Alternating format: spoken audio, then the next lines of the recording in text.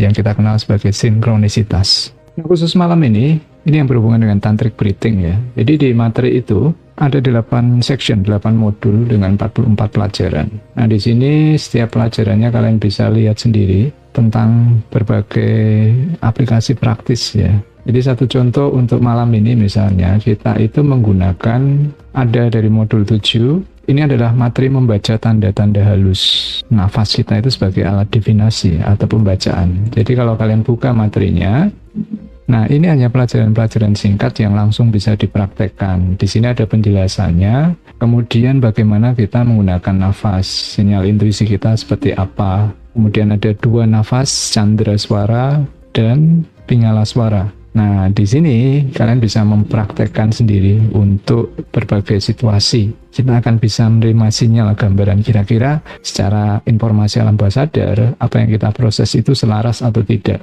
Lalu berikutnya bagaimana mengenali sinyal intuisinya. Jadi ini juga ada detailnya di buku intuisi ini. Ada 91 pelajaran. Jadi seluruh intuisi saya bagikan di sini dalam bentuk aplikasi praktis. Nah, misalnya di modul 4, di sini saya jelaskan ada teknik pernafasan relaksasi untuk mengaktifkan intuisi kita. Lalu di modul 5 ini juga berbagai variasi ya, proses kerja intuisi kita. Jadi misalnya di sini bahasa rahasia jiwamu. Di buku ini juga sudah ada penjelasannya. Ada berbagai teknik ya, di sini ada clairvoyance, visual, clairaudience, pendengaran ya kan. Lalu ada juga semacam praktek sederhananya.